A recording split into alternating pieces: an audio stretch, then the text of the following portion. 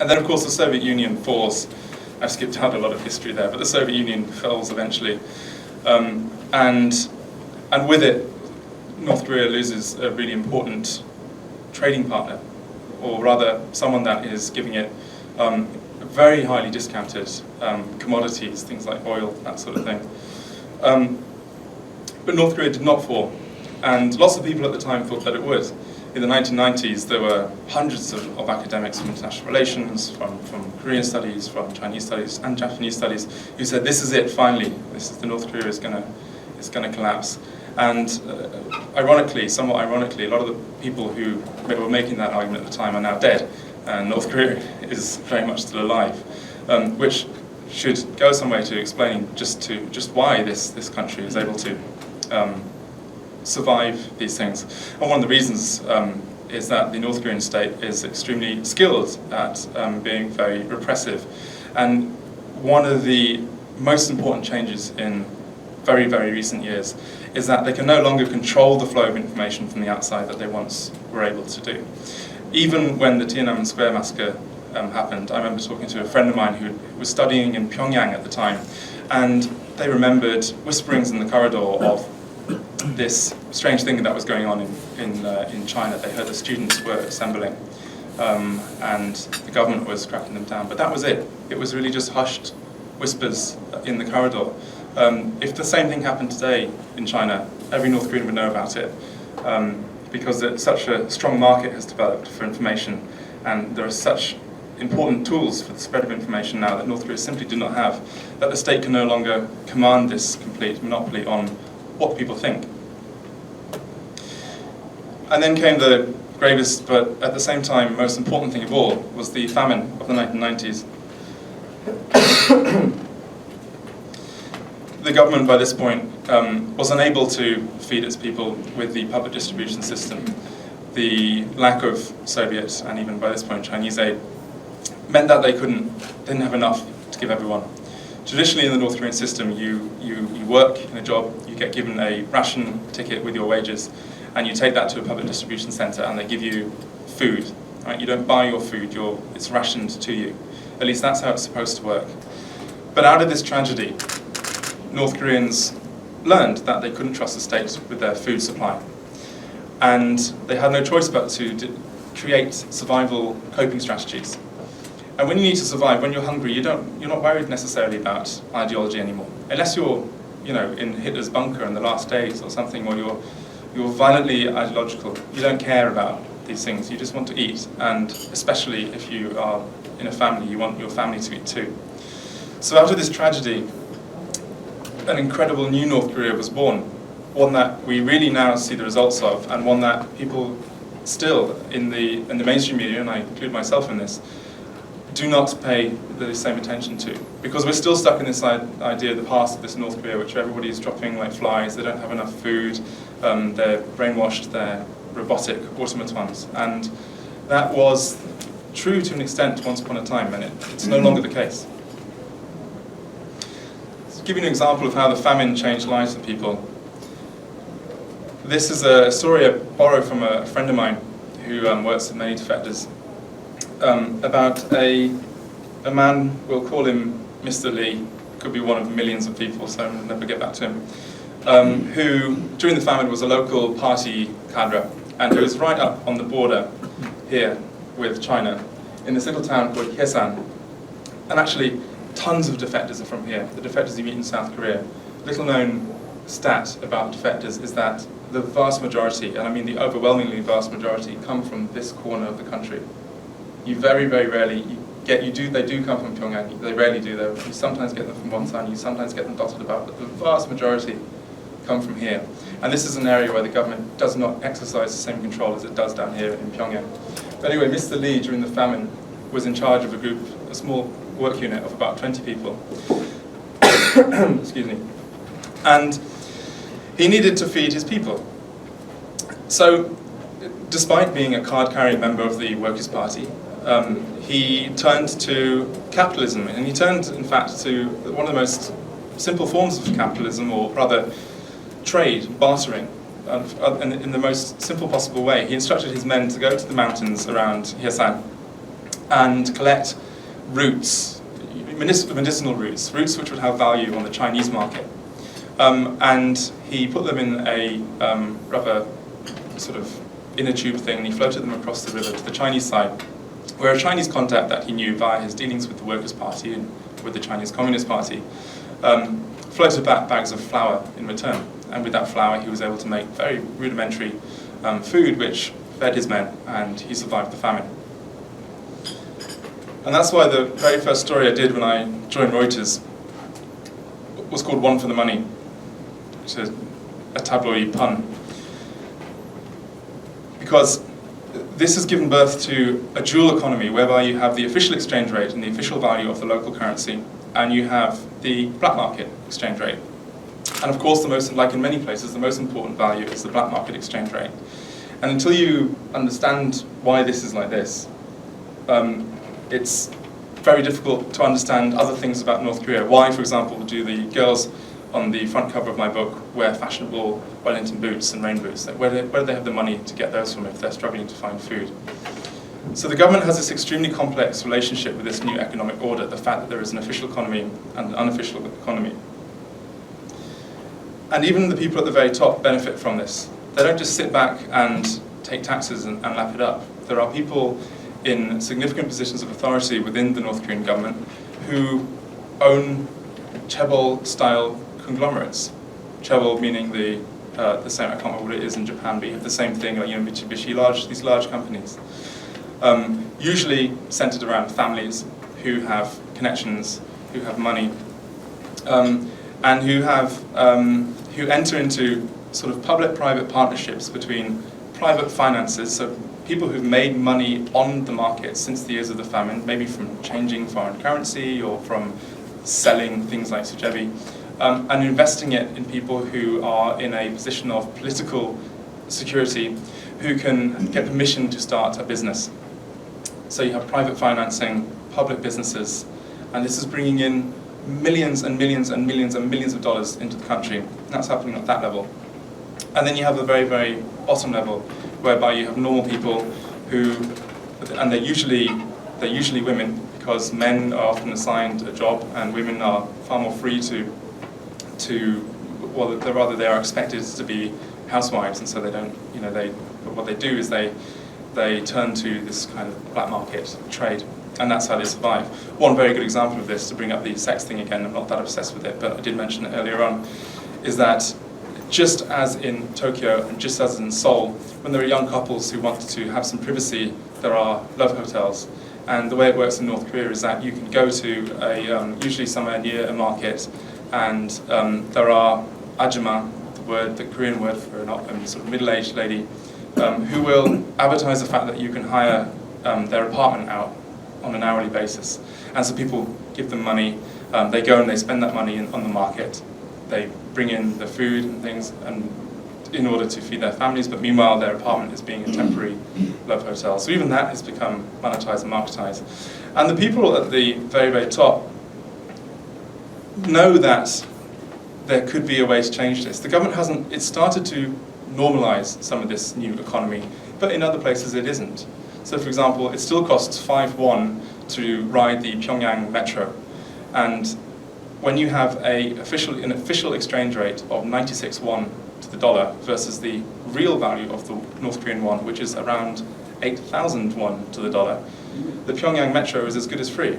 In fact, there's no currency in the world, in any denomination, that would be small enough to actually translate that 5 won according to the black market rate of the won. So the people at the top know that this is not really a sustainable situation, but they're not going to do that because they have little incentive to actually change it and reform it, because those are the people who, in the event of losing grip of the country, will be the taxi drivers in Seoul. Those are the people who are most at risk of losing their positions of authority in the event of any kind of unification, or in the event that they lose, for whatever reason, their own positions of privilege.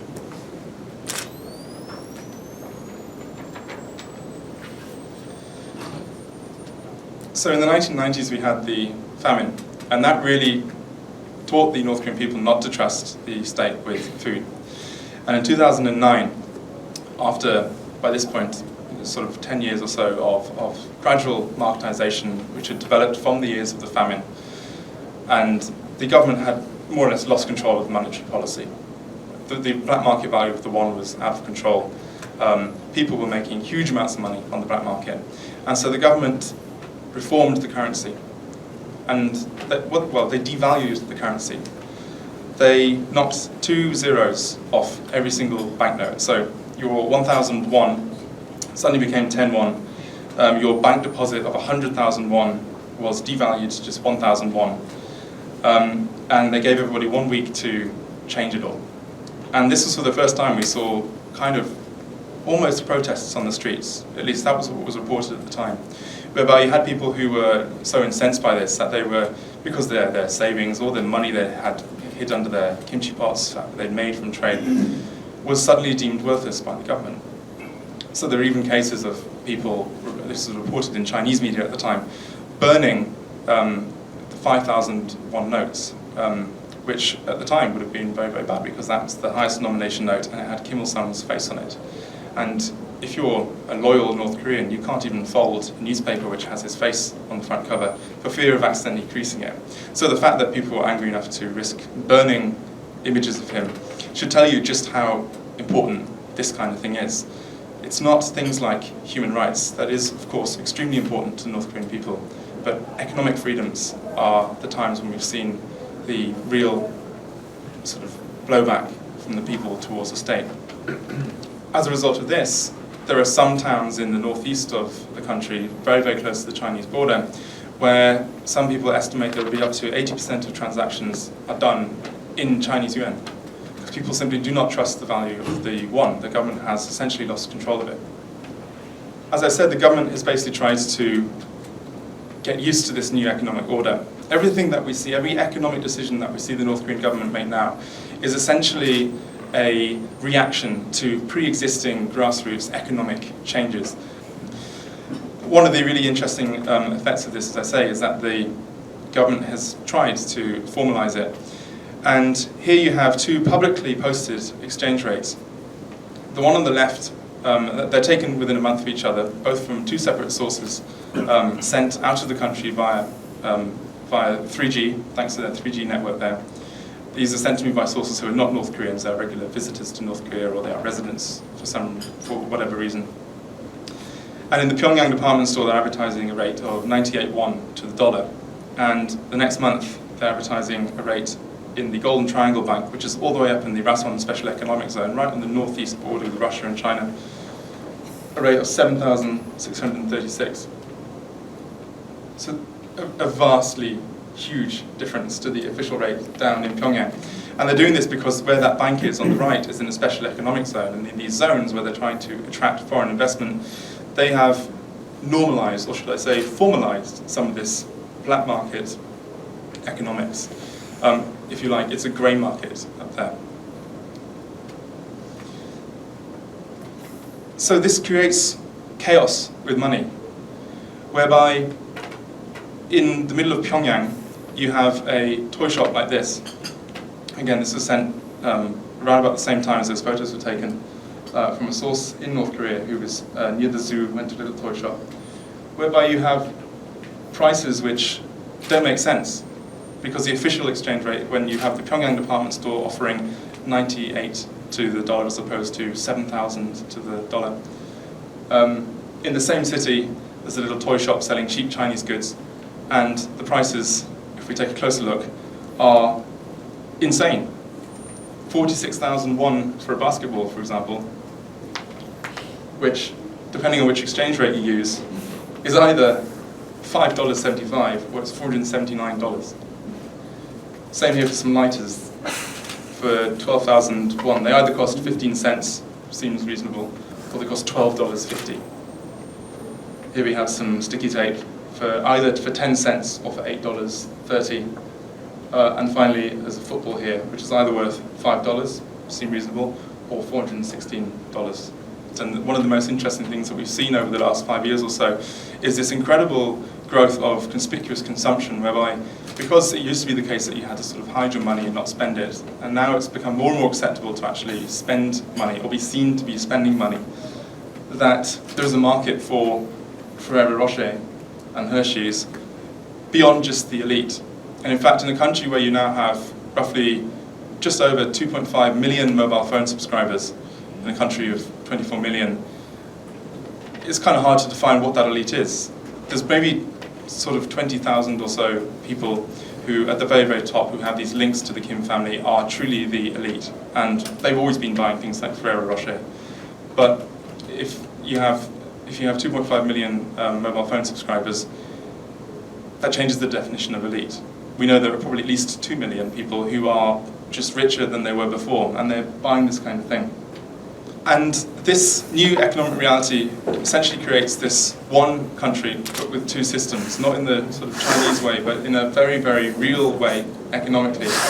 It means that people, when they're paid their salaries, which are, for the most part, excuse me, still paid according to the official rate, a civil servant who's being paid about 6,000 won a month cannot even afford to buy a lighter with their box of cigarettes because their official salary is so worthless. So what does that mean? It means that workers, even people in very, very high-level positions within the Workers' Party, for example, look to the unofficial economy to make money. So if they can't do it themselves, as I say, their wives will do it. Or if they are, for example, a policeman or something, they'll extract bribes. And those bribes have actually, funnily enough, created more equality in a society where you are, from birth, deemed to be of one political loyal class or another. That is, you are either born loyal, disloyal, or sort of somewhere in between.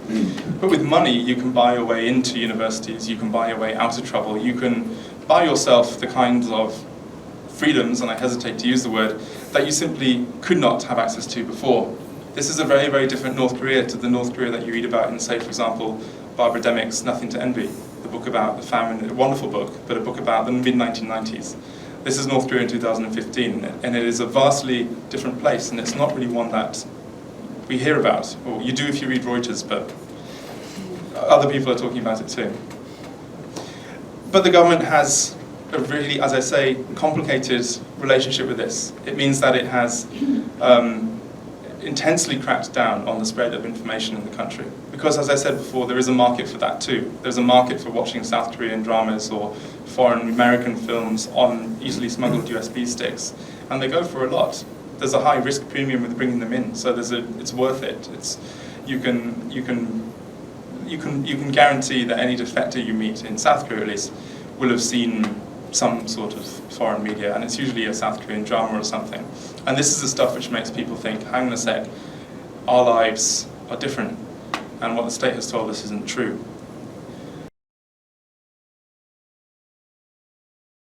Thanks for watching, and if you would like to know more about North Korea, be sure to subscribe to my channel, as I will be uploading more interesting videos about this amazing and fascinating country. And you can also find me on my blog, Facebook, Twitter and Google+, where I conduct interviews with experts on North Korea. So, welcome aboard and enjoy!